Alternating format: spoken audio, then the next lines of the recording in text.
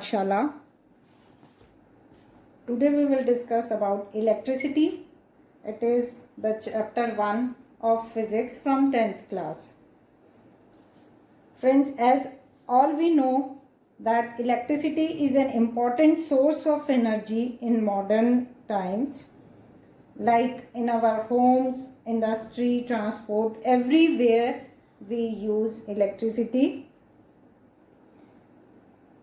And in this chapter we will study about the origin of electricity, or what is the basis of electricity.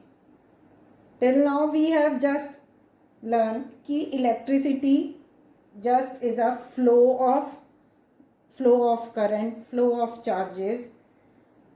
But now in this chapter we will learn about the charges, how it is produced and how is it used.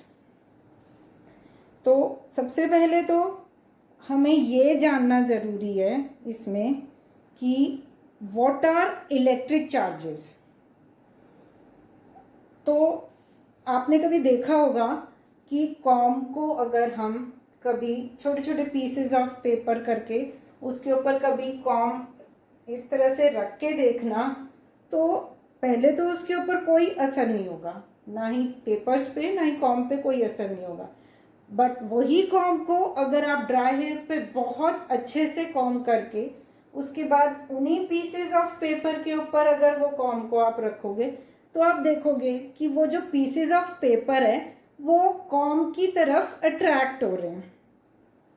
तो हम ये कह सकते हैं कि com is electrically charged now. That means कि उसके ऊपर कुछ चार्ज आ गया. तो इसका मतलब कि पहले जब हमने बिना रब किए उसको कॉम को जब हम यूज़ कर रहे थे तब वो इलेक्ट्रिकली न्यूट्रल थी, और उसके बाद जब हमने उसको रब किया ड्राई हेयर के साथ तो वो चार्ज्ड हो गई है. तो ऐसे जो चार्जेस होते हैं वो कहलाते हैं स्टैटिक चार्जेस. दो तरह के चार्जेस होते हैं, एक होते हैं स्टैटिक चार्जेस, एक होते हैं इलेक्ट्रिक चार्जेस या मूविंग चार्जेस. तो जो मूविंग चार्जेस हैं उससे होती है इलेक्ट्रिसिटी, और जो स्टैटिक चार्जेस हैं उसमें जस्ट स्टैटिक का मतलब कि मूव नहीं हो रहे हैं, तो इसका मतलब है कि वो अपनी जगह पर ही रह रहे हैं पर वो अट्रैक्ट या रिपेल कर रहे हैं चीज़ों को. और मूविंग मतलब चार्ज अपनी जगह से हिल के एक जगह से दूसरी जगह पर जा रहे हैं, और उससे जो भी फिनोमेना बनता है उसको कहते हैं करंट, इलेक्ट्रिक करंट. तो स्टैटिक चार्जेस हम और भी उसके एग्जांपल्स हैं. लाइक अगर हम एक ग्लास रॉड लें, ग्लास रॉड को सिल्क क्लॉथ से अच्छे से रब करें तो हम देखेंगे कि वो ग्लास रॉड भी चार्ज हो जाती है और वो सिल्क क्लॉथ को अट्रैक्ट करने लगती है. या एबोनाइट रॉड को, या इवन कि हम जब ठंडियों में कई बार आपने देखा होगा कि जब हम गर्म कपड़े पहनते हैं, स्वेटर वगैरह पहनते हैं ठंडियों में, जब हमने पूरा दिन बहुत देर तक स्वेटर पहन के रखा उसके बाद जब हम स्वेटर को उतारने लगते हैं तो हम देखते हैं कि वो हमारी स्किन के साथ चिपकने लगता है और उसमें से कुछ चार्जेस भी की आवाज़ भी आती है, और कुछ अगर जैसे हम अंधेरे में ऐसे कभी करके देखेंगे तो उसमें से बहुत छोटी सी हमको कुछ स्पार्क भी दिखेगा. तो वो है स्टैटिक चार्जेस. तो एक्सपेरिमेंटली ये प्रूव किया गया है कि दो तरह के चार्जेस होते हैं. एक होते हैं पॉजिटिव चार्जेस, एक होते हैं नेगेटिव चार्जेस. तो जो ग्लास रॉड है, जब हम ग्लास रॉड का एक्सपेरिमेंट कर रहे थे तो ये देखा गया कि जो ग्लास रॉड है सिल्क क्लॉथ के साथ जब हम रब करते हैं तो उसके ऊपर पॉजिटिव चार्ज आ जाता है, पर अगर हम एबोनाइट रॉड को गर्म कपड़े के साथ, वार्म क्लॉथ के साथ अगर हम उसको रब करते हैं तो उसके ऊपर नेगेटिव चार्ज आ जाता है. तो ये जो चार्जेस हैं उनकी कुछ कैरेक्टरिस्टिक है. वैसे तो हमने पहले बचपन में भी पढ़ी है इनकी कैरेक्टरिस्टिक्स, बट फिर से एक बार रिवाइज कर लेते हैं कि चार्जेस की दो कैरेक्टरिस्टिक्स हैं कि अनलाइक चार्जेस जब भी होंगे, अनलाइक यानी कि पॉजिटिव नेगेटिव चार्ज को अगर हम इकट्ठा लेंगे तो they will attract each other. इसी तरह जब लाइक चार्जेस होंगे, जैसे कि पॉजिटिव चार्जेस लिए या नेगेटिव चार्ज लिए, तो they will repel each other. तो ये चार्जेस की कैरेक्टरिस्टिक रहती है। तो charges, unlike charges attract and like charges repel, ये हम बचपन से पढ़ते आए हैं। तो चार्जेस को मेजर करना हो, यानी कि कितना चार्ज है वो नापना हो, तो उसके लिए यूनिट है, ऐसा ही यूनिट उसकी है, वो है कूलम। कूलम जिसको हम कैपिटल C से रिप्रेजेंट करते हैं, उसको हम डिफाइन भी कर सकते हैं कि 1 कूलम ऑफ चार्ज, अगर हम बात करें, सपोज हम माने कि 2 चार्जेस हैं, सेम 2 चार्जेस हैं Q1 Q2, अगर हमने उनको किसी डिस्टेंस 1 मीटर डिस्टेंस पे रखा हुआ है, तो दोनों एक दूसरे के ऊपर कुछ फोर्स लगाएंगे, या तो अट्रैक्टिव, रिपल्सिव, अभी हमें ये नहीं पता, लाइक अनलाइक कुछ नहीं पता, दोनों एक दूसरे के ऊपर कुछ फोर्स लगाएंगे, और वो फोर्स होगा, जब हमने 1 मीटर डिस्टेंस पे 2 चार्जेस रखे हुए हैं, तो उनके ऊपर फोर्स लगेगा एक दूसरे को 9 इंटू 10⁻⁹ न्यूटन का वो फोर्स लगाते हैं एक दूसरे पर। तो हम ये, तो उससे हम कूलम को डिफाइन कर सकते हैं। When 2 equal charges are separated at 1 meter distance and they exert a force of 9 into 10⁻⁹ Newton on each other, then the charge on these two will be 1 coulomb. तो हम कह सकते हैं 1 coulomb is that amount of charge when 2 equal charges are placed at 1 meter distance and force between them is 9 into 10⁻⁹ Newton. This can be further derived, like अगर हमें कोई कहे कि चलो अब हमने ये तो मान लिया कि 1 कूलम ऑफ चार्ज, चलो हमने डिफाइन कर लिया कि 1 कूलम ऑफ चार्ज तब होगा जब 1 मीटर डिस्टेंस पे 2 चार्जेस को हमने रखा हुआ है और उनके बीच में फोर्स है 9 इंटू 10⁻⁹ न्यूटन का। नाउ हमने ये देखना है 1 कूलम ऑफ चार्ज में इलेक्ट्रॉन्स कितने होंगे। तो हमें पता है, सबसे पहले तो जो नेगेटिव चार्जेस हैं वो इलेक्ट्रॉन कहलाते हैं, और जो पॉजिटिव चार्जेस हैं वो प्रोटॉन्स कहलाते हैं। तो ये भी साइंटिफिकली माना गया है कि एक इलेक्ट्रॉन के ऊपर 1 electron has 1.6 into 10⁻⁹ coulomb charge. एक इलेक्ट्रॉन के ऊपर होता है 1.6 इंटू 10⁻⁻⁹ कूलम चार्ज, जो कि नेगेटिव में होगा, और 1 प्रोटॉन के ऊपर भी सेम अमाउंट ऑफ चार्ज होता है, बट वो पॉजिटिव होता है। 1.6 इंटू 10⁻⁹ कूलम का पॉजिटिव चार्ज होता है एक प्रोटॉन के ऊपर। इससे हम फाइंड कर सकते हैं, देखो एक इलेक्ट्रॉन के पास इतना चार्ज है, हमें फाइंड करना है कि एक कूलम के अंदर ऐसे ऐसे कितने इलेक्ट्रॉन्स हैं। तो उसको फाइंड करने के लिए हम क्या करेंगे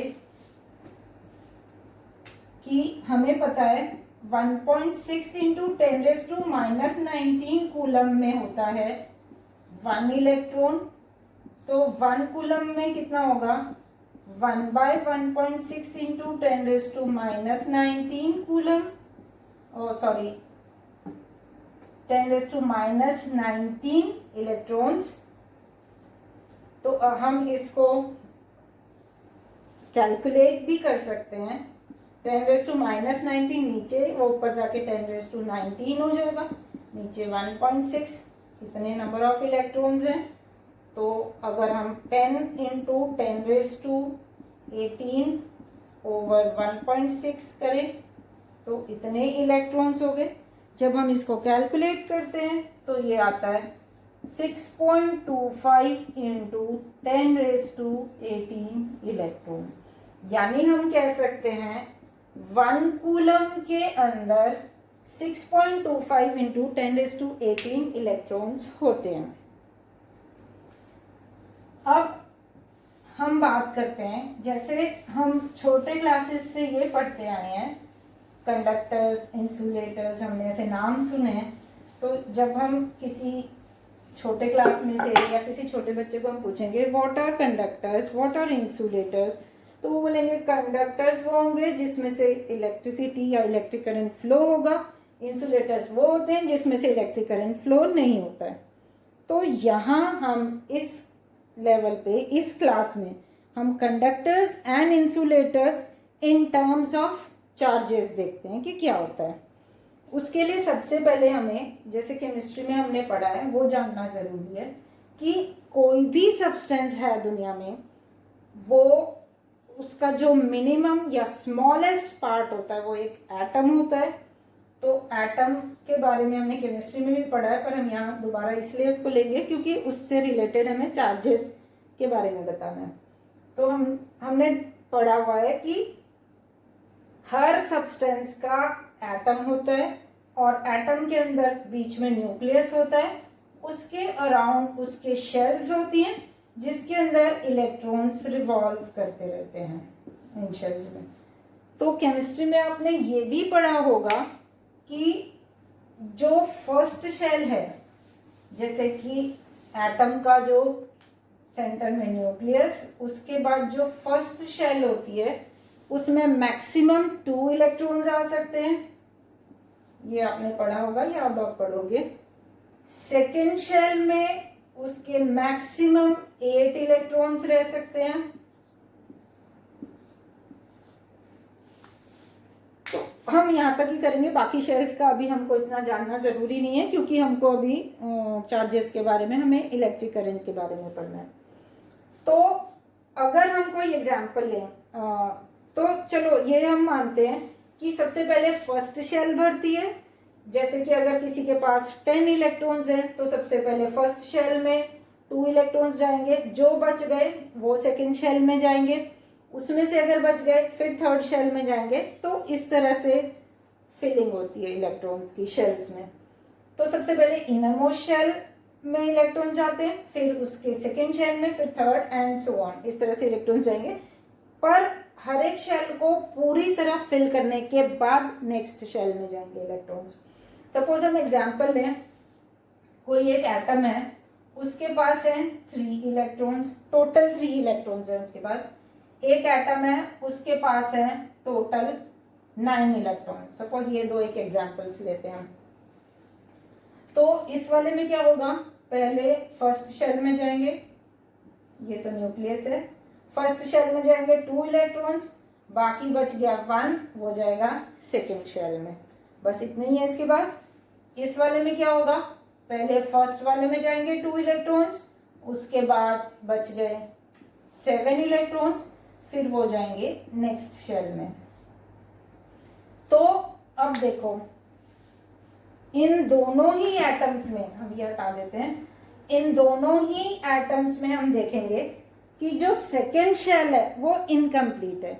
अभी हर एक सब्सटेंस के हर एक एटम्स की ये कोशिश रहती है कि उनके सारे शेल्स कंप्लीटली फिल्ड हों।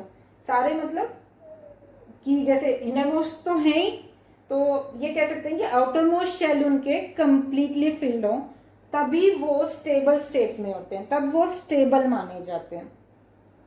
तो इसका मतलब अब ये दोनों अनस्टेबल हैं, तो अनस्टेबल होने की वजह से इनकी कोशिश रहेगी हम स्टेबल हो जाएं। तो स्टेबल कैसे होंगे, इस वाले एटम में या तो ये अपना ये इलेक्ट्रॉन दे दे, ये इलेक्ट्रॉन दे देगा, ये शेल हट गई, तो इनर मोस्ट शेल आएगी, वो तो ऑलरेडी कंप्लीटली फिल्ड है, तो ये स्टेबल हो जाएगा। या फिर ऐसा हो कि 7 इलेक्ट्रॉन्स कोई इसको दे दे ताकि इसकी ये आउटर मोस्ट शेल कंप्लीट हो जाए। इसी तरह इसमें क्या होगा, या तो कोई इसको 1 इलेक्ट्रॉन दे दे तो इसके 8 कंप्लीट हो जाएंगे, तो ये स्टेबल हो जाएगा, या ये 7 इलेक्ट्रॉन्स अपने किसी को दे दे। अब देखो दोनों पॉसिबिलिटीज में क्या डिफरेंस है। ये वाला जो है 1 इलेक्ट्रॉन तो कोई भी देना या लेना कर सकता है, लेकिन 7 इलेक्ट्रॉन्स का देना या लेना दोनों ही मुश्किल है। 7 इलेक्ट्रॉन्स का देना या लेना, तो ये होगा कि ये भी अपना 1 इलेक्ट्रॉन देके स्टेबल हो जाएगा, ये 1 इलेक्ट्रॉन लेकर स्टेबल हो जाएगा। तो फिलहाल अब अगर इसको कोई कहे कि अगर इसको हम कोई कंडीशन दें और इसको कहें कि ये अपने इलेक्ट्रॉन्स दे दे, तो ये बहुत इजीली दे देगा। अगर इसको कहें इलेक्ट्रॉन्स दे दे, इसके पास तो कोई फ्री है ही नहीं इलेक्ट्रॉन, इसके पास 1 इलेक्ट्रॉन, ये वाला जो इलेक्ट्रॉन जो इसने देना है वो इसका फ्री इलेक्ट्रॉन कहलाता है। इसने जो अपना इलेक्ट्रॉन देना है वो इसका फ्री इलेक्ट्रॉन नहीं कहलाता। जो इसने इलेक्ट्रॉन लेना है, 7 इलेक्ट्रॉन्स इसके पास नहीं, फ्री है, ये तो कहीं जाने ही नहीं देगा अपने इलेक्ट्रॉन्स को, वो टाइटली न्यूक्लियस की तरफ उनको अट्रैक्ट करके रखेगा, पकड़ के रखेगा ये एटम अपने इलेक्ट्रॉन। ये एटम अपने इलेक्ट्रॉन को, ये वाले इलेक्ट्रॉन को जो एक्स्ट्रा इलेक्ट्रॉन है, फ्री इलेक्ट्रॉन है, इसको पकड़ के नहीं रखेगा, क्योंकि ये तो उसने दे ही देना है। इसकी तो कोशिश ही है कि ये स्टेबल हो जाए इलेक्ट्रॉन देकर। तो ऐसे सब्सटेंसेस जिनके पास फ्री इलेक्ट्रॉन्स होते हैं, तो अगर हम उनको कोई कंडीशन दें तो वो इलेक्ट्रॉन मूव होना शुरू हो जाते हैं। तो ऐसे सब्सटेंसेस बनाते हैं कंडक्टर्स, क्योंकि इनके पास फ्री इलेक्ट्रॉन्स हैं जो इजीली मूव हो सकते हैं। और जो ऐसे सब्सटेंसेस हैं जिनके पास इलेक्ट्रॉन फ्री नहीं है, जो अपने इलेक्ट्रॉन्स को कहीं मूव नहीं होने देते, वो बनाते हैं इंसुलेटर्स। तो हम यहां डिफाइन कर सकते हैं कि conductors are the substances which have free electrons and in which the electrons can easily move. Insulators are the substances in which there are no free electrons, so there is no movement of electron, so they cannot conduct current or electricity. Conductors can conduct electricity, insulators cannot conduct electricity because of the difference of free electrons. Free electrons हैं तो move हो रहे हैं तो current है। इनके पास, insulators के पास free electrons नहीं है तो वो नहीं मूव हो रहे तो there is no flow of current और electricity, so that is why they are insulators. तो आज का चैप्टर हम यहीं तक करेंगे, कंडक्टर्स एंड इंसुलेटर्स तक, और difference of conductors and insulators, और इसके बाद का फिर हम नेक्स्ट वीडियो में बनाएंगे। Thanks a lot. Welcome to e Pathshala. Today we will discuss about electricity. It is the chapter 1 of physics from 10th class. Friends, as all we know that electricity is an important source of energy in modern times, like in our homes, industry, transport, everywhere we use electricity. And in this chapter we will study about the origin of electricity, or what is the basis of electricity. Till now we have just learned कि electricity just is a flow of current, flow of charges. But now in this chapter we will learn about the charges, how it is produced and how is it used. तो सबसे पहले तो हमें ये जानना ज़रूरी है इसमें कि what are electric charges. तो आपने कभी देखा होगा कि कॉम को अगर हम कभी छोटे छोटे पीसेस ऑफ पेपर करके उसके ऊपर कभी कॉम इस तरह से रख के देखना, तो पहले तो उसके ऊपर कोई असर नहीं होगा, ना ही पेपर्स पे ना ही कॉम पे कोई असर नहीं होगा। बट वही कॉम को अगर आप ड्राई हेयर पे बहुत अच्छे से कॉम करके उसके बाद उन्हीं पीसेस ऑफ पेपर के ऊपर अगर वो कॉम को आप रखोगे, तो आप देखोगे कि वो जो पीसेस ऑफ पेपर है वो कॉम की तरफ अट्रैक्ट हो रहे हैं। तो हम ये कह सकते हैं कि com is electrically charged now. That means कि उसके ऊपर कुछ चार्ज आ गया। तो इसका मतलब कि पहले जब हमने बिना रब किए उसको, कॉम को जब हम यूज़ कर रहे थे, तब वो इलेक्ट्रिकली न्यूट्रल थी, और उसके बाद जब हमने उसको रब किया ड्राई हेयर के साथ तो वो चार्ज्ड हो गई है। तो ऐसे जो चार्जेस होते हैं वो कहलाते हैं स्टैटिक चार्जेस। दो तरह के चार्जेस होते हैं, एक होते हैं स्टैटिक चार्जेस, एक होते हैं इलेक्ट्रिक चार्जेस या मूविंग चार्जेस। तो जो मूविंग चार्जेस हैं उससे होती है इलेक्ट्रिसिटी, और जो स्टैटिक चार्जेस हैं उसमें जस्ट स्टैटिक का मतलब कि मूव नहीं हो रहे हैं, तो इसका मतलब है कि वो अपनी जगह पर ही रह रहे हैं पर वो अट्रैक्ट या रिपेल कर रहे हैं चीज़ों को।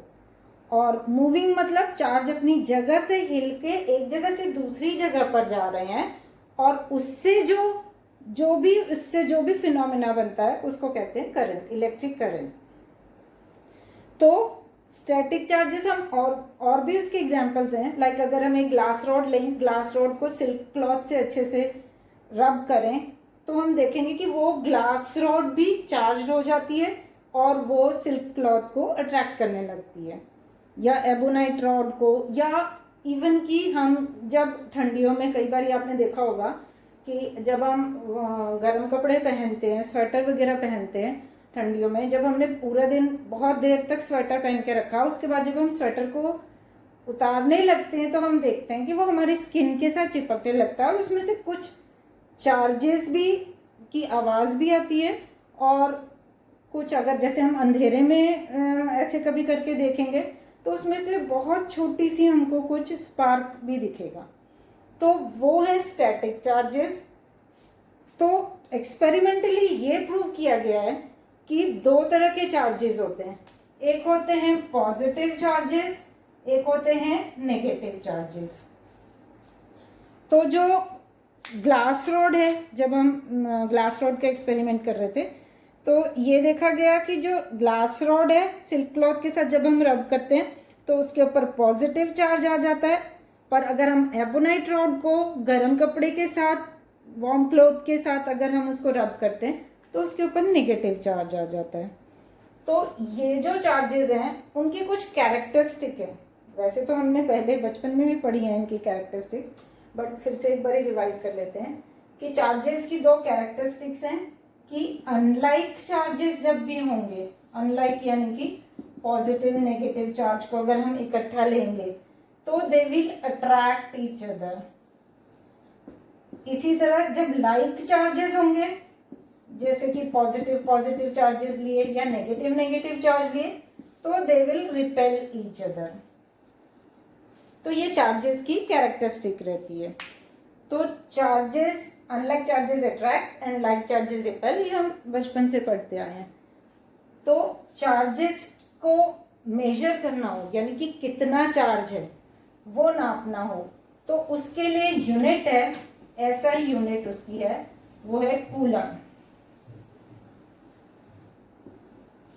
कूलम जिसको हम कैपिटल C से रिप्रेजेंट करते हैं, उसको हम डिफाइन भी कर सकते हैं कि 1 कूलम ऑफ चार्ज, अगर हम बात करें, सपोज हम माने कि दो चार्जेस हैं, सेम दो चार्जेस हैं Q1 Q2, अगर हमने उनको किसी डिस्टेंस 1 मीटर डिस्टेंस पे रखा हुआ है तो दोनों एक दूसरे के ऊपर कुछ फोर्स लगाएंगे, या तो अट्रैक्टिव रिपल्सिव, अभी हमें ये नहीं पता लाइक अनलाइक कुछ नहीं पता, दोनों एक दूसरे के ऊपर कुछ फोर्स लगाएंगे, और वो फोर्स होगा जब हमने 1 मीटर डिस्टेंस पे दो चार्जेस रखे हुए हैं तो उनके ऊपर फोर्स लगेगा एक दूसरे को 9 इंटू 10⁻⁹ न्यूटन का वो फोर्स लगाते हैं एक दूसरे पर।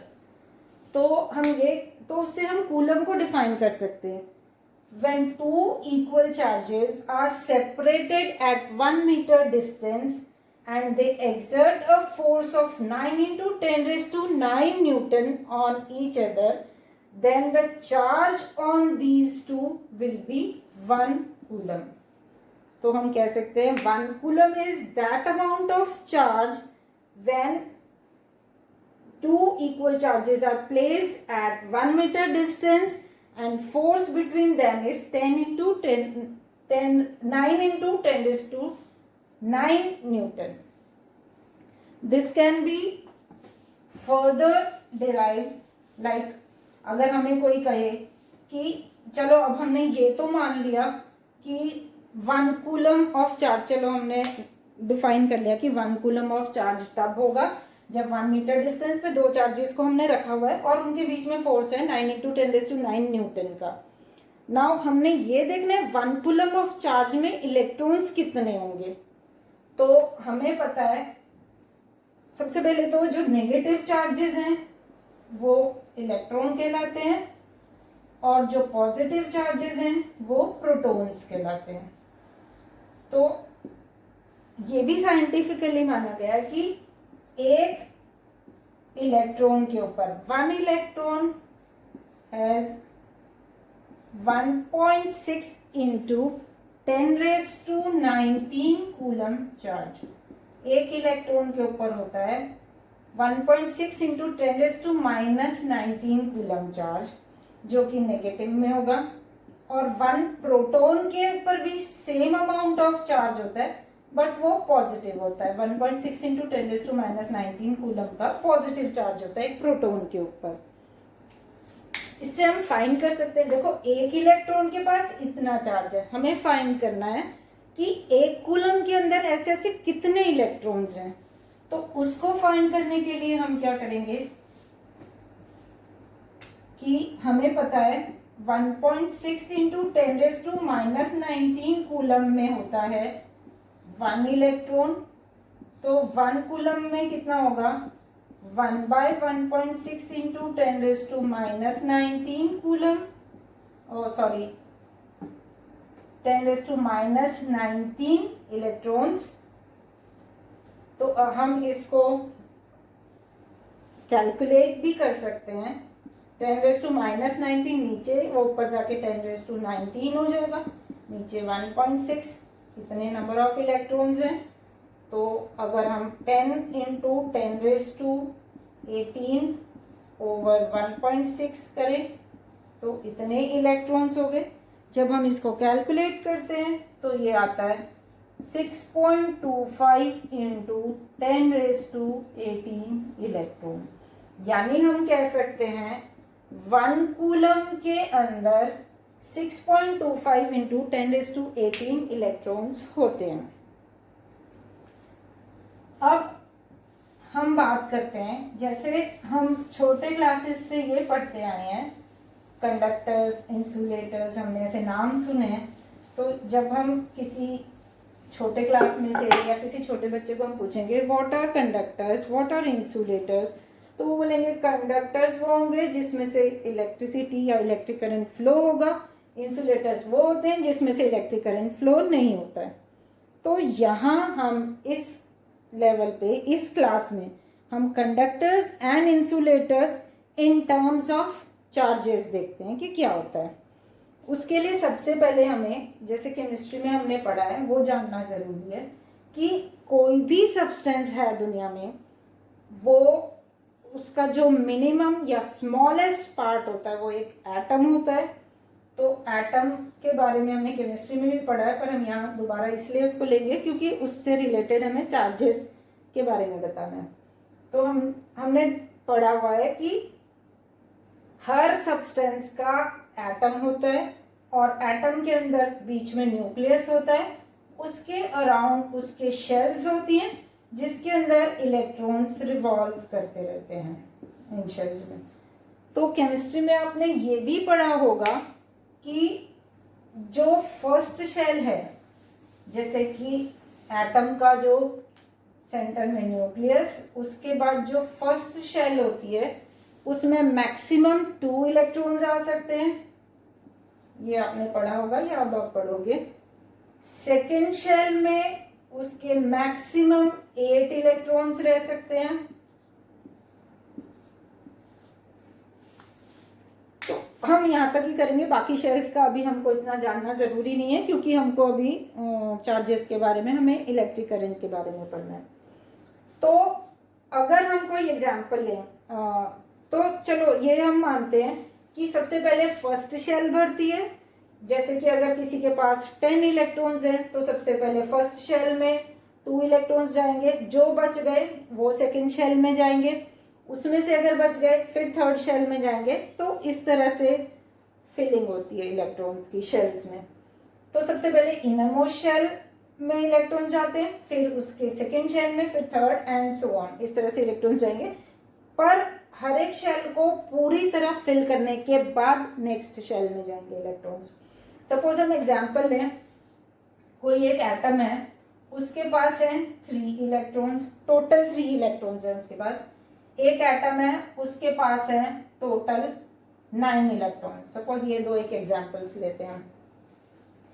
तो इस वाले में क्या होगा, पहले फर्स्ट शेल में जाएंगे, ये तो न्यूक्लियस है, फर्स्ट शेल में जाएंगे 2 इलेक्ट्रॉन्स, बाकी बच गया 1, वो जाएगा सेकेंड शेल में। बस इतना ही है इसके पास। इस वाले में क्या होगा, पहले फर्स्ट वाले में जाएंगे 2 इलेक्ट्रॉन्स, उसके बाद बच गए 7 इलेक्ट्रॉन्स, फिर वो जाएंगे नेक्स्ट शेल में। तो अब देखो, इन दोनों ही एटम्स में, हम ये हटा देते हैं, इन दोनों ही एटम्स में हम देखेंगे कि जो सेकेंड शेल है वो इनकम्प्लीट है। अभी हर एक सब्सटेंस के हर एक एटम्स की ये कोशिश रहती है कि उनके सारे शेल्स कंप्लीटली फिल्ड हों। सारे मतलब कि जैसे इनरमोस्ट तो है ही, तो ये कह सकते हैं कि आउटर मोस्ट शेल उनके कंप्लीटली फिल्ड हों, तभी वो स्टेबल स्टेट में होते हैं, तब वो स्टेबल माने जाते हैं। तो इसका मतलब अब ये दोनों अनस्टेबल हैं, तो अनस्टेबल होने की वजह से इनकी कोशिश रहेगी हम स्टेबल हो जाएं। तो स्टेबल कैसे होंगे, इस वाले एटम में या तो ये अपना ये इलेक्ट्रॉन दे दे, ये इलेक्ट्रॉन दे देगा, ये शेल हट गई, तो इनरमोस्ट शेल आएगी, वो तो ऑलरेडी कंप्लीटली फिल्ड है, तो ये स्टेबल हो जाएगा। या फिर ऐसा हो कि 7 इलेक्ट्रॉन्स कोई इसको दे दे ताकि इसकी ये आउटर मोस्ट शेल कंप्लीट हो जाए। इसी तरह इसमें क्या होगा, या तो कोई इसको 1 इलेक्ट्रॉन दे दे तो इसके 8 कंप्लीट हो जाएंगे, तो ये स्टेबल हो जाएगा, या ये 7 इलेक्ट्रॉन्स अपने किसी को दे दे। अब देखो दोनों पॉसिबिलिटीज में क्या डिफरेंस है।